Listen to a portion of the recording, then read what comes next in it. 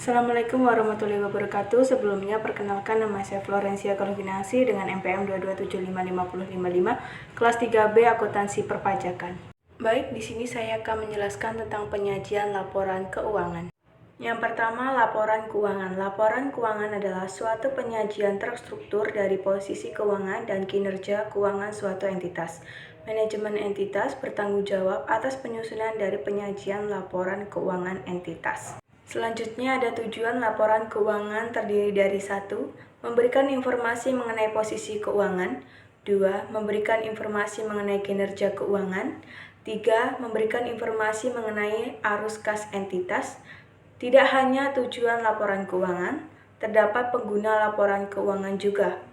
Pengguna laporan keuangan meliputi investor, calon investor, pemberian pinjaman, karyawan, kreditur lainnya, pelanggan, pemerintah, lembaga, dan masyarakat.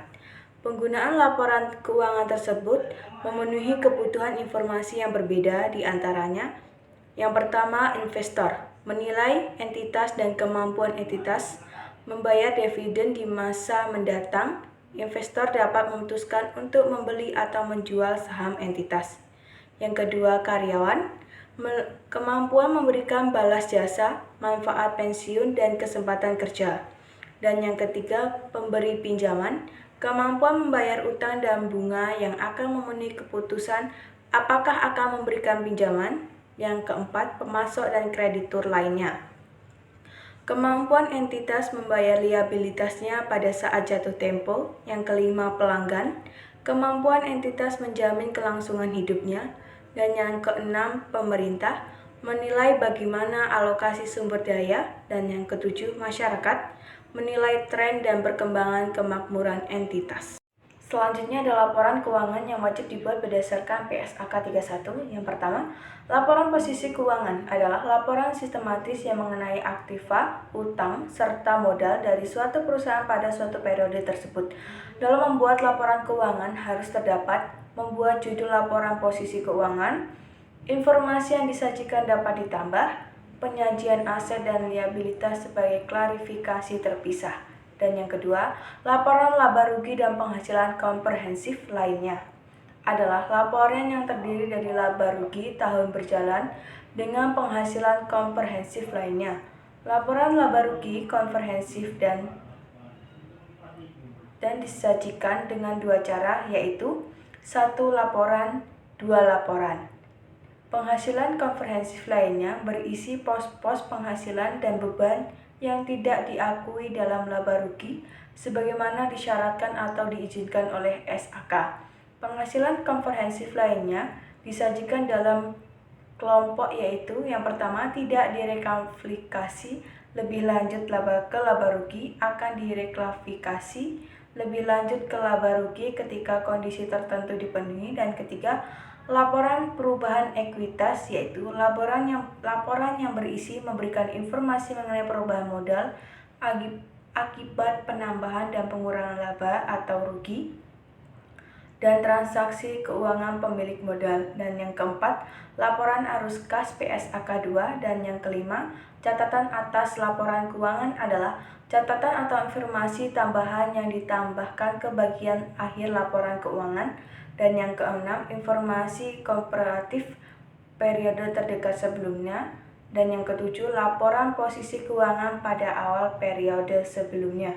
Selanjutnya ada karakteristik umum laporan keuangan. Yang pertama, menyajikan secara wajar dan kepatuhan terhadap SAK. Terdapat 3 penyajian, yaitu entitas yang lapor keuangan telah patuh pada SAK membuat pernyataan eksplisit kepatuhan pada SAK.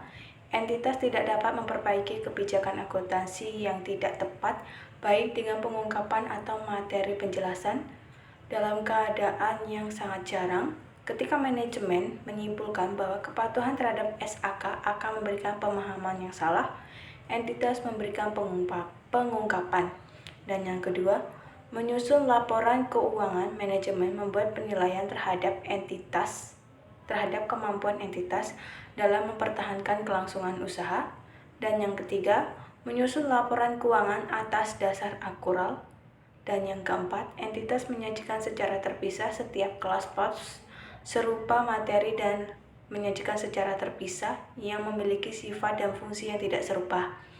Frekuensi pelaporan secara tahunan, artinya jika periode lebih panjang atau lebih pendek dari 1 tahun, harus diberikan pengungkapan. Penyajian dan klasifikasi harus konsisten kecuali terjadi perubahan data apabila perubahan tersebut disyaratkan oleh suatu PSAK. Selanjutnya itu perubahan kebijakan akuntansi, penyajian kembali, retrospektif atau reklamasi.